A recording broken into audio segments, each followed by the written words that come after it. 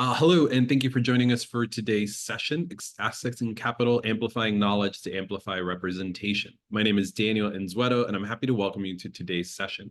If this is your first time attending one of our workshops, let me provide some context on StartOut. StartOut accelerates the growth of the LGBTQ+ community to drive our economic empowerment, building a world where every LGBTQ entrepreneur has equal access to lead, succeed, and shape the workforce of the future. I'm excited to introduce our hosts for today, Julie Zellman-Davis and Jennifer Brady. Julie joined the SEC Small Business Advocacy team in February 2019 as one of the new office's first team members, overseeing strategic projects. Prior to that, Julie served as a senior special counsel to the director of the SEC Division of Corporation Finance, an attorney in the division's Office of Small Business Policy, and before that, as deputy director of the Office of Legislative Affairs.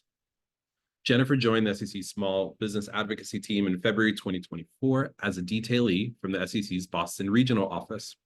In Boston office, Jennifer served as a staff attorney reviewing tips, complaints, and referrals of potential wrongdoing and educated investors about saving, investing, and fraud prevention. Thank you both so much for being with us today. The floor is yours. Hi, thank you so much for having me. As mentioned, I'm Jen Brady, and I, just keeping with the chat question, am calling in from Boston. And with me is my colleague, Julie, and she'll be sharing some of our resources later in the presentation. But let me just jump right in and start sharing my screen. And if you have any issues in seeing it, just let me know. Before we begin, I do need to give a disclaimer, and I'm going to give it on behalf of Julie and myself so that she doesn't have to repeat it later. But the views we express today are our own as staff in the Office of the Advocate for Small Business Capital Formation and don't necessarily reflect the views of the commission, the commissioners, or our colleagues on the staff. So let me first touch briefly and at a high level tell you about the SEC and the mission and our office, which we know the name is very long, so we often shorten it to the Small Business Advocacy team. The SEC has a three-part mission. That's to protect investors, maintain fair, orderly, and efficient markets, and facilitate capital formation. Now, our office comes under that last prong, facilitate capital formation, and in particular, as it pertains to small businesses and their investors. We have a number of particular areas that we focus on, including identifying and addressing challenges, unique challenges faced by diverse and women-owned businesses, rural businesses, and those in areas affected by natural disasters. We engage in groups across the country, such as this one, to provide our resources and also to hear your feedback on capital formation and get the benefit of perspectives that folks share with us. We monitor SEC rules, and we also recommend policy changes to Congress and to the SEC based on what we're hearing. And as I said, we conduct outreach events like this where we're going to share some information about the capital raising landscape as well as resources offered by our office. So if you have any questions, please write this up front. Our email address is smallbusiness@sec.gov, but also feel free to put your questions into the chat and we'll try to address them as we go along, or also we'll leave some time at the end for questions as well. So with that background, I'm going to shift gears and talk about capital raising, highlight some of the educational tools and resources our office has put together for founders and investors, and discuss how you can engage with our office. All of the data, to plug our first resource that I want to share, all of our data comes from our annual report. And this is a report that's compiled from a variety of sources, including StartOut, but we also have SEC, other government resources, private foundations, businesses, the media, all sources built into this one annual report about the state of capital raising. And that's where the data I'm going to talk about on the next few slides comes from. So if you're interested, I believe Julie's going to drop into the chat a link to our annual report, but you can always find that on the SEC's capital raising page, which we'll also link to as well. So The importance of small businesses is reflected in the data year after year.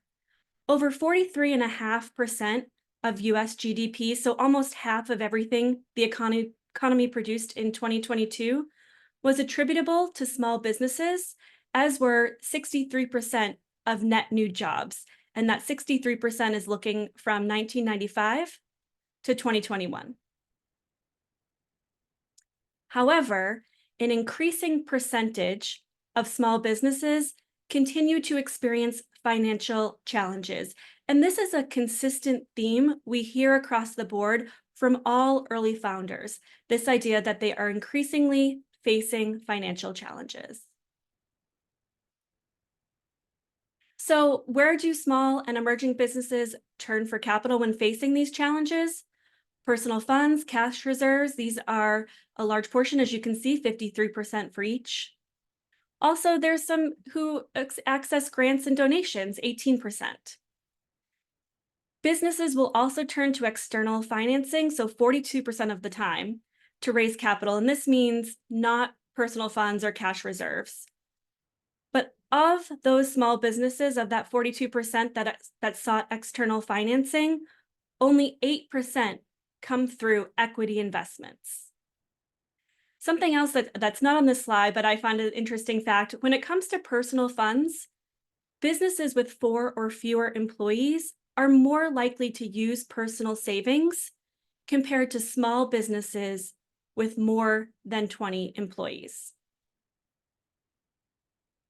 Now, we know from our research that the starting line for founders is not the same for all demographic groups, as inequality in incomes and net worth impact the ability of entrepreneurs to have access to personal funds. This chart here, this is showing the share of household net worth, so that green full shaded in bar, versus the share of population for different demographic groups, and that's the straight bar. As we saw with some of the data on the prior slide, many founders rely on funds from personal savings, friends, family to start their business. The wealth inequality across racial groups affects entrepreneurs' ability to tap those personal assets as a funding source. Now, not only does race impact the starting line, but place does as well.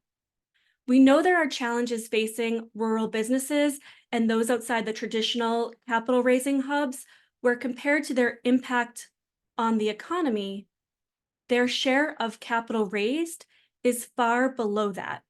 And I'm going to use this slide and the next slide to illustrate that point. So here we're looking at 18% of the US population lives in rural areas. 15% of small employer firms are located in rural areas. And I want you to keep that 15% figure in mind when I go on to the next slide. So 15% of small employer firms are located in rural areas. Now here we're going to look at the total capital raised from investors over the last 3 years and what supported rural small businesses. And just a quick note about this statistic, when I say over the last 3 years, we're looking at the 3 years ending June 30th, 2023. So keep that in mind. And this is the data that you'll see in the annual report that I mentioned at the top. So of the total US capital raised from investors over this 3-year time period, 3.6% of offerings supported rural small businesses. 3.7% of issuers and 1.7% of capital supported small rural businesses, all during the same time period. And again, these values are as of June 30th, 2023. A takeaway here, and why I put this slide in, is that small businesses in rural areas raised a notably smaller portion of overall capital relative to the rural share of population, what I was showing on the prior slide.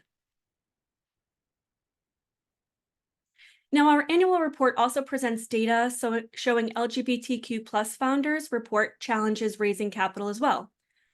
40% of LGBTQ plus owners cite raising capital as their greatest business challenge. 93% note that access to capital is limiting their growth potential. LGBTQ plus founders are more likely to use cash reserves and personal funds, 61% and 59% respectively, than non-LGBTQ plus founders, which are 52 and 53 respectively. Only 20% of LGBTQ plus founders that applied for business loans were approved, compared to 50% of non-LGBTQ plus businesses. Now, LGBTQ plus founders are raising less funding than non-LGBTQ plus founders, just as the title of this slide shows.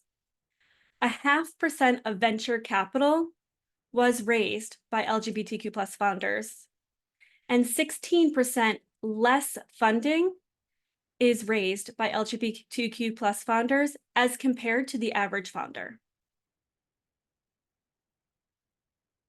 However, these founders are creating more jobs, patents, and exits.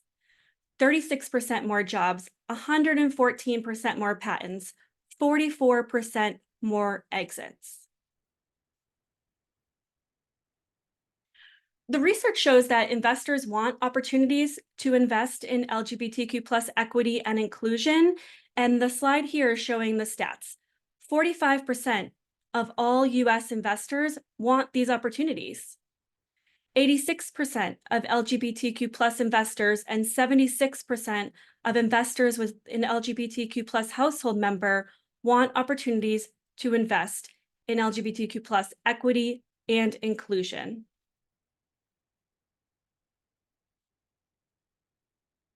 Now, this data from the Kauffman Foundation tells us that resources, knowledge, and connections are critical. They're needed to operate and grow a small business. However, many startups struggle to find each of these critical pieces to the puzzle. Over 3/4 of the report challenges finding support and resources, and 22% struggle to find advice or role models. Now, before I turn it over to Julie, who is going to talk about our office resources and how we can kind of help put these puzzle pieces together for you, I want to reiterate that if you are interested in knowing more about the state of capital raising for small businesses and investors, I only highlighted some of the data in our annual report, but I want to encourage you to look at our 2023 annual report. We do cite all the data on this slide, but even within here, there's additional data and there's the underlying sources that you can find in our annual report. There really is a wealth of information included that is broken down in a variety of ways. So while I switch it over to Julie and stop sharing my screen, let me, if you have any questions, let's just take this moment to feel free to put them in the chat. And in the meantime, I will turn it over to Julie. Thanks, Jen. And definitely, if y'all do have questions, please drop them in the chat or even feel free to come off mute. We're happy to try to address things as we go here.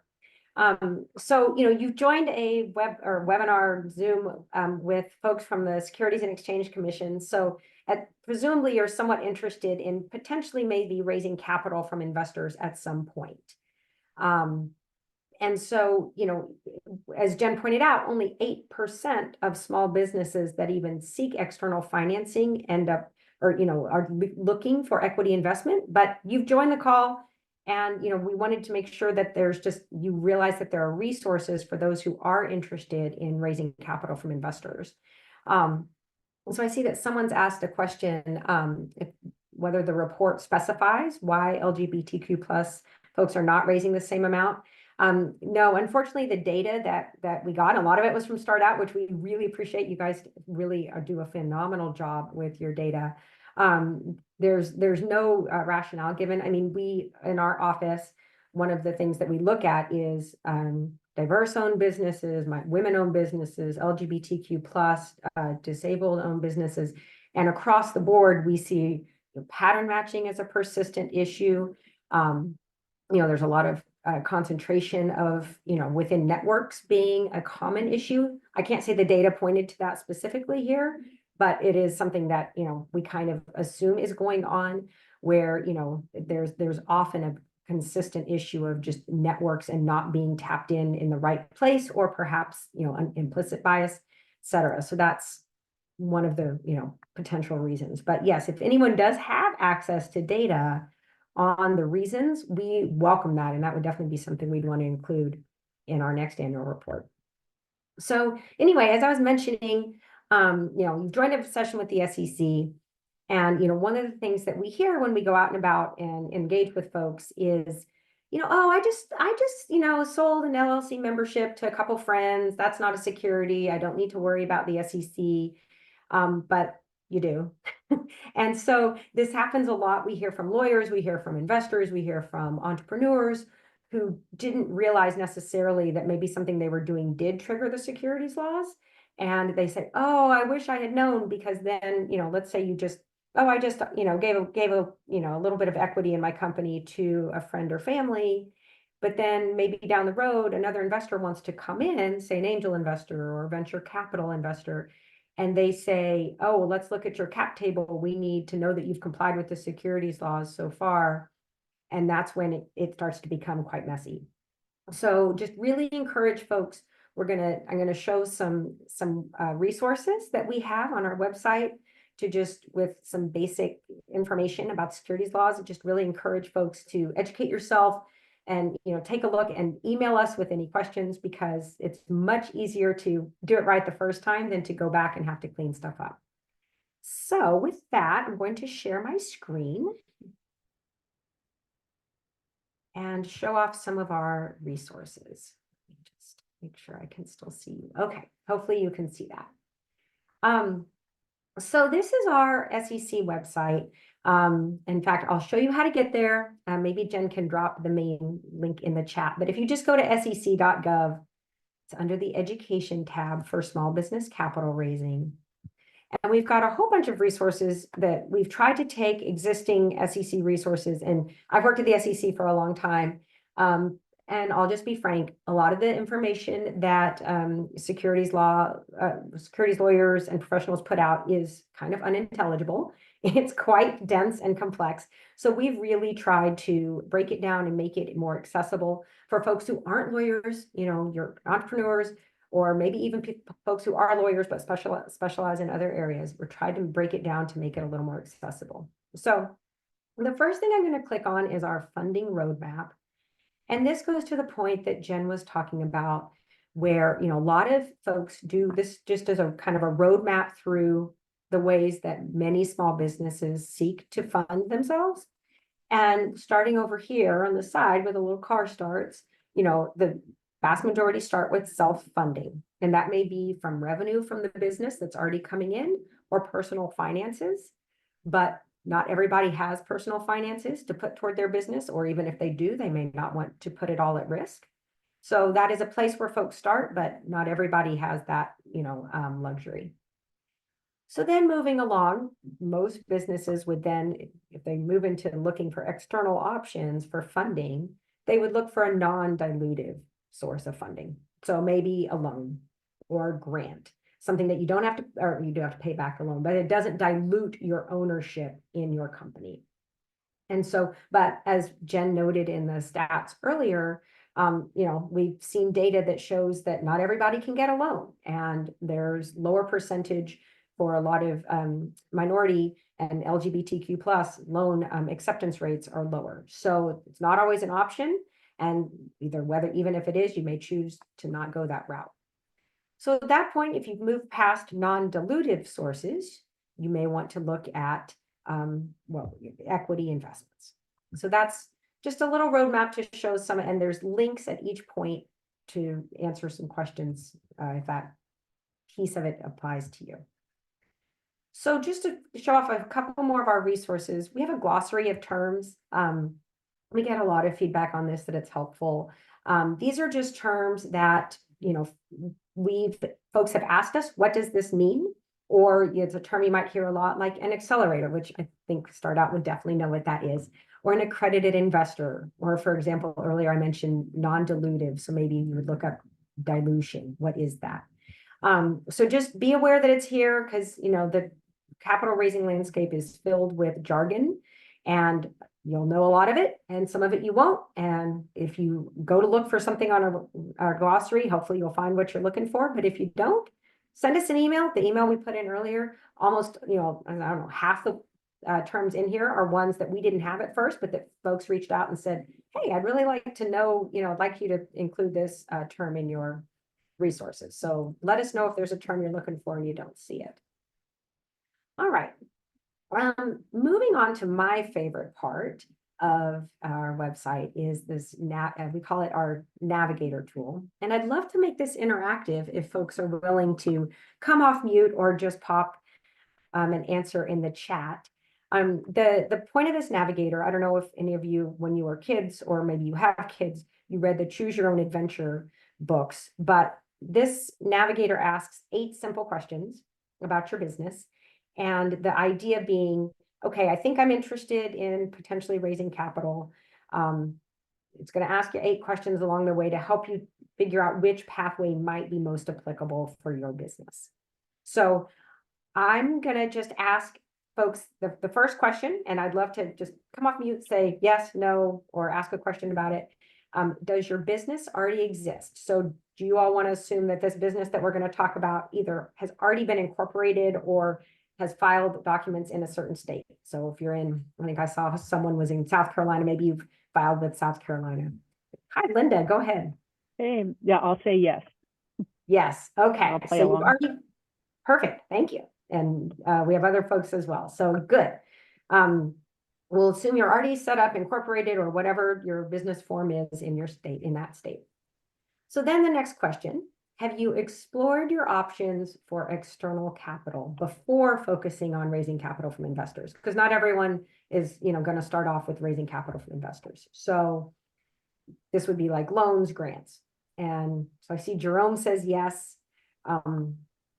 Others have said yes as well. Okay, good. Well, we'll click yes, but just so you know, if you clicked no, it's going to bring you up a list of potential places where there are government grants. The SEC does not have money to give out in grants. That makes us a very unpopular guest at the party.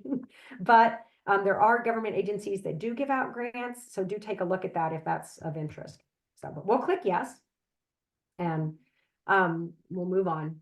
So have you already determined which securities law pathway you wish you're going to use to raise capital? And presumably, if you're in this tool, you have not. So I'm going to just go ahead and say no. And now I'll throw it back open to folks. How much money do you want in this hypothetical to raise? And you can see the options there, less than $1 million, all the way up to 75 million. What would folks like me to pick? 5 to 10, writer says. Anyone else want a different number? That Sean says 2.5. 5 million. 5 million? Actually, thanks. Sure, no, thank you. 6. All right, well, we seem to have folks between 0 and 10, so we can go with the 5 to 10 million. Actually, I'm going to pick 1 to 5, and I'll tell you why in a minute, because I think there's folks who are below that 5, and there's an additional option that'll come in using that, but they'll still be relevant for folks who are raising more. So next we're going to ask, how do you plan to connect with potential investors? Do you already know, do you have pre-existing relationships with folks? Do you already have a network of folks who you think, oh, I'm going to reach out to my, friends and family who I know, or maybe some potential folks? Or do you not already know who your investors are and you're going to need to advertise? And the reason this is relevant here, some of the pathways allow you to reach out publicly. So like crowdfunding or others allow what we call general solicitation. Whereas some of the more common pathways, it's called 506B, is the securities law regulation for it, but some folks call it a private placement. There are some pretty commonly used pathways where you are not allowed to do general advertising. So do folks have a preference here? Do you already have a network of folks, or would you like to advertise?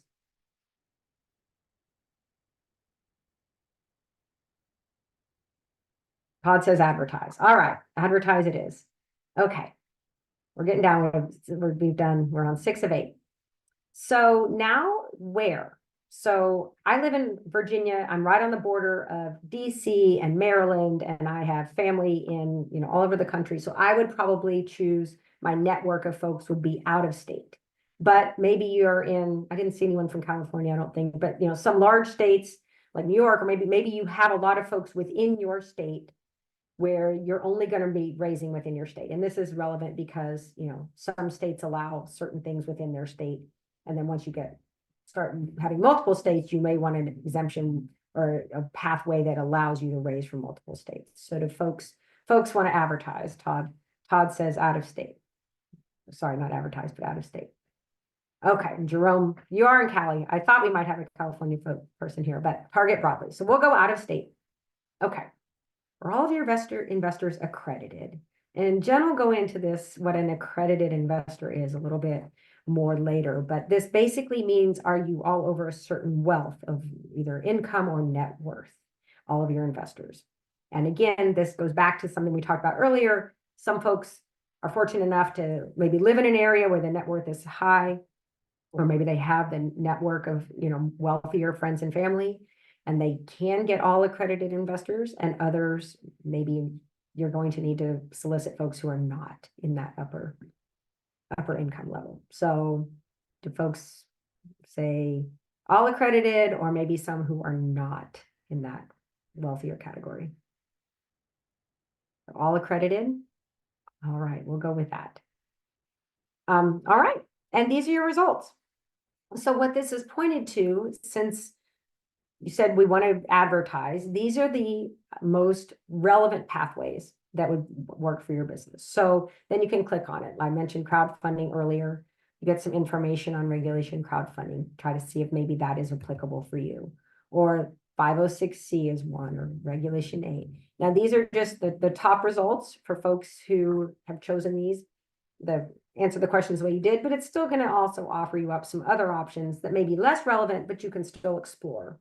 So just the idea being, there's a lot of options. How do I narrow it down? And our hope is that this tool helps do that. So with that, did I stop sharing?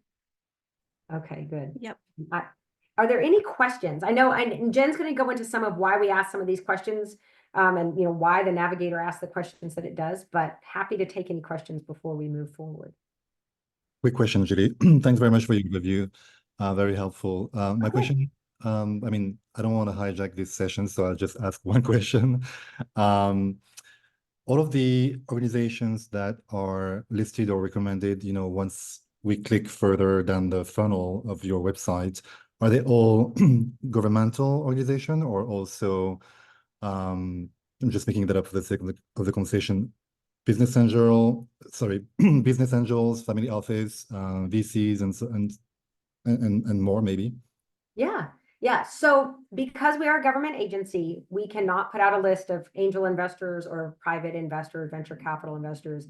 There are lots of those types of, there are those investors. That's where the vast majority of investment comes from, but we don't have a list of those because we can't say one investor is better than another. So that's not the answer you wanted. Probably a lot of folks are like, where can I get that list of accredited investors or of angels? There are groups out there like the Angel Capital Association and others that do help with lists like that, or connections, but our website does not. Got it. Thank you. Sure. Jen, you want to take it back over? Great. Yeah, let me share my screen again.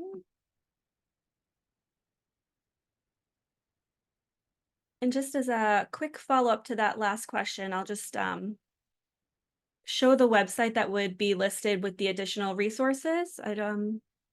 It's coming through. Yep, sounds good. Just to give you an idea of the additional resources that would have taken you through when Julie mentioned that link. These are certainly not the only resources on our website, but given the question, I just wanted to flag that.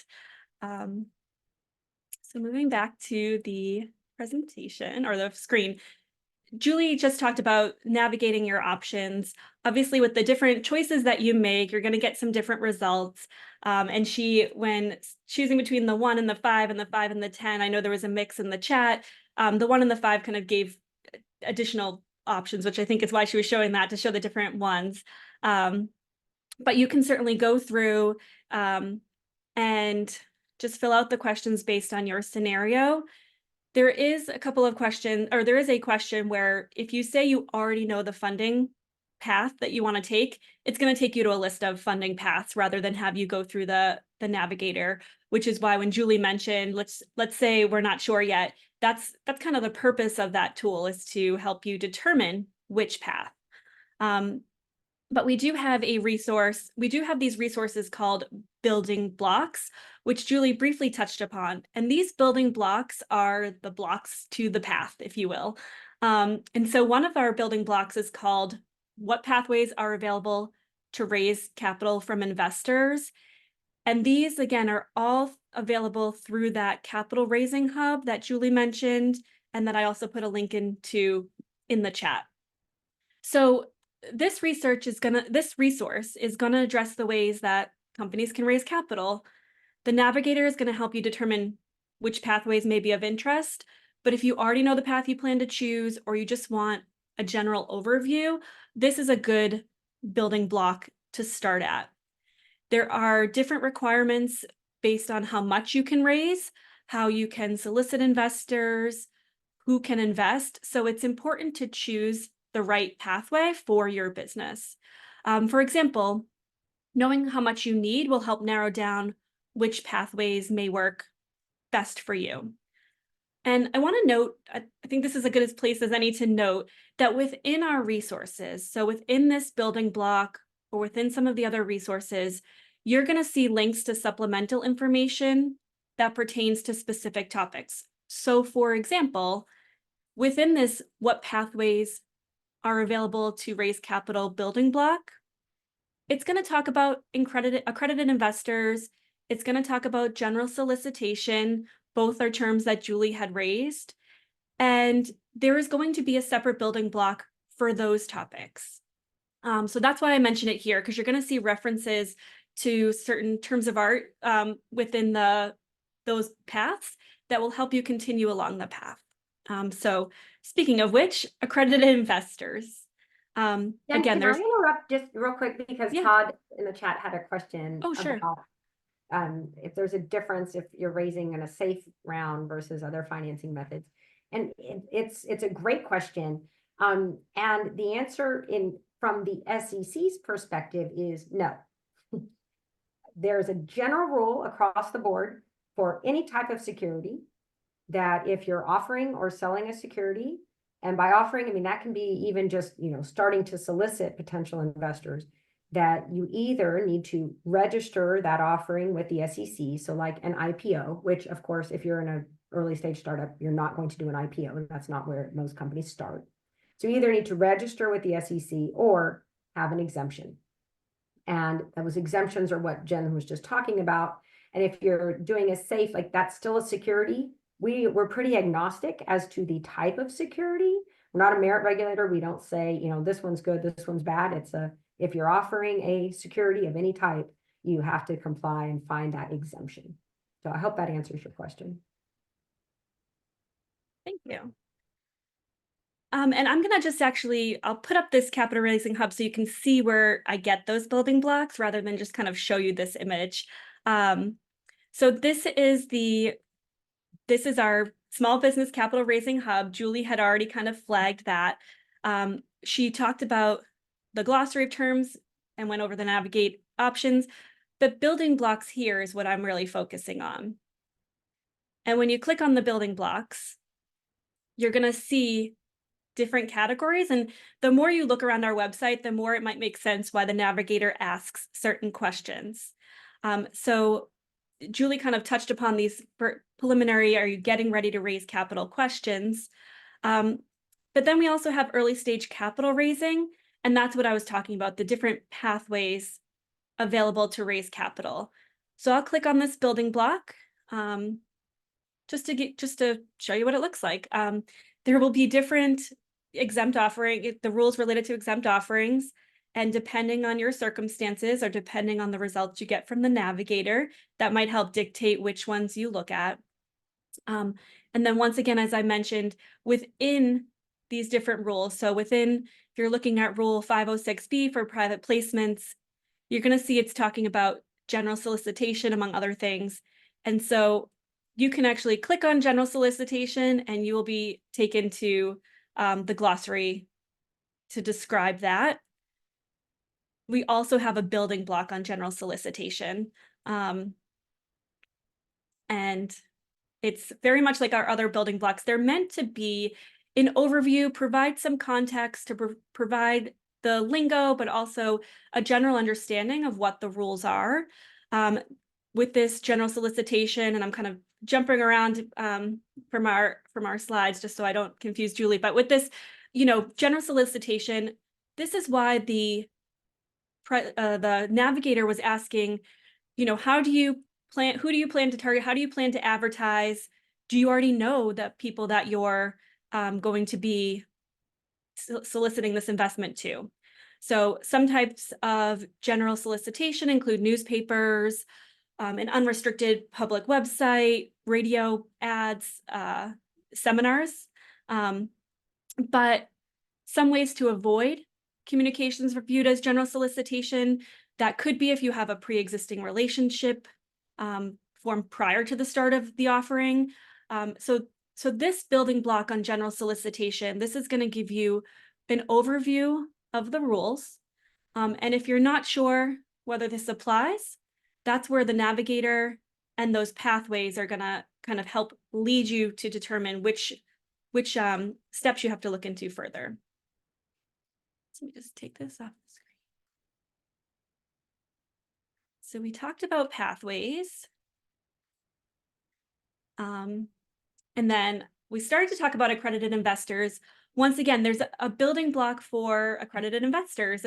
We have lots of building blocks. And as Julie said, we're happy to always expand new ones. So people in our office, when we go out to events, we're looking to get feedback so we know the type of resources that you're interested in seeing and how we can kind of build these out.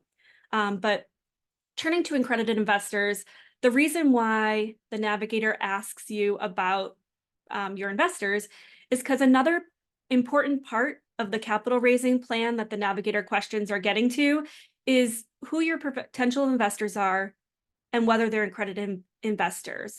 And this is important because many of the offering exemptions limit participation to accredited investors, or they might restrict the number of non-accredited investors, or sometimes the amount non-accredited investors can invest. And there might be additional requirements or restrictions if the offering includes non-accredited investors. Because under the security laws, only persons who are accredited investors can participate in certain offerings. Now, individuals may qualify as accredited investors based on wealth and income, as well as other measures of sophistication.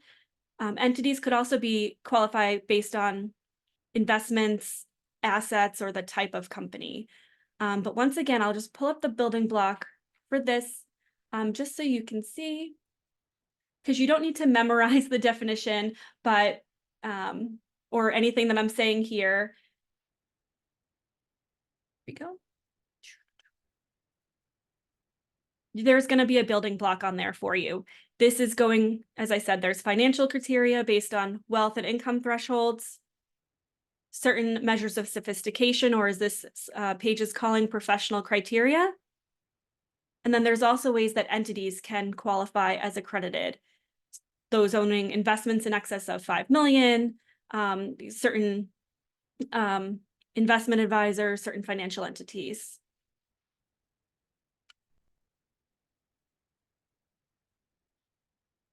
And I already discussed general solicitation. Again, depending on which regulatory pathway a company chooses to raise capital, the company may be limited in how it can connect with potential investors. I think Julie had mentioned this when she was going through the navigator, or maybe in response to one of the questions, but the most commonly used offering exemption under the federal security laws is Rule 506B of Regulation D, sometimes called private placements, and that prohibits the use of general solicitation to market securities. So again, it just depends on the pathway, the particular additional building blocks you want to consider. Now, none of us really want to have to worry about this, but what happens if a startup or other company raises capital without complying with the federal security laws? So a few things. I mean, the company could be subject to, a company and potentially individual could be subject to various types of liability and might face adverse consequences. This could be civil or criminal penalties. Investors might also have a right of rescission, which forces the company to return to investors their investment plus interest. And then sometimes failure to comply with the security laws in earlier rounds of funding or financing may cause potential investors to forgo investments to avoid the things I had just mentioned, the rescission or potential lawsuits. So there is a building block on this as well, but ideally the other building blocks are going to help you avoid this particular scenario. And I know I gave a disclaimer in the beginning, but we also need to just make sure that we note that any of the information Julie and I are giving is not legal advice. We're not allowed to give legal advice, and we do recommend, depending on the circumstances, you consult with an attorney. But again, these building blocks are meant to give you an overview and an understanding of the rules that might come up when raising capital in your small business. And I'm just checking the chat for some questions before we have any. So I want to just kind of, we've been talking about our resources, and I'm happy to answer any questions and to go into more depth. But the key website that you want to keep track of for this particular day is www.sec.gov/capital raising. On that website, you're going to see the capital raising tools we mentioned. There's also a picture of them here, but there's also research reports. So if you're really interested in the data that we talked about before and you want more, that's one place to get the annual report, but there's also other research papers there. Again, this is where you're going to find the funding roadmap, which I personally think is like the best place to start. The navigator tool, certainly play around with it, and that's going to take you to the relevant building blocks that you may be interested in. And lastly, I just want to say that just remember we're an advocacy team. And so we really do want to hear from you and hear about your experiences. So please reach out to us to share your experiences and ask questions. If our office can't answer it, we can try and connect you with somebody who can. And also use our resources and share them. We make them based off of the feedback that we get. And so we believe that they'll really be helpful to small businesses, and appreciate both your feedback and your sharing of the resources. So now I'm just gonna come off screen, or come on screen. Are there any other questions?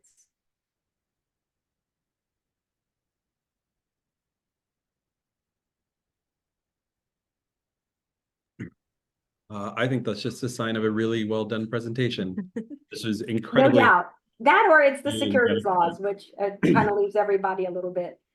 Yes, definitely super helpful. Thank you both so much for the time. For folks, if you want to drop your contact email again in the chat, I think that would be fantastic. Thank you all so much for joining us today. I think this was really helpful. Julie and Jennifer would love to have you all back for a follow-up session where we could talk about maybe one of the specific areas. Kudos to you for the Choose Your Own Adventure tool. I think that's awesome. It's super duper helpful. I highly recommend everyone to check it out. But if we have no other questions, thank you both so much for your time today. We're grateful for the partnership that we have with you all and look forward to working with you again. For our attendees, please make sure to reach out to them. Incredible resources that are available for you. The recording will be sent out in just a few days. So we'll have that available for our folks to review first, and then we'll get our resources out to everyone. Thank you so much, and have a great rest of your day. Thank you. Thank you all so much. Please keep in touch.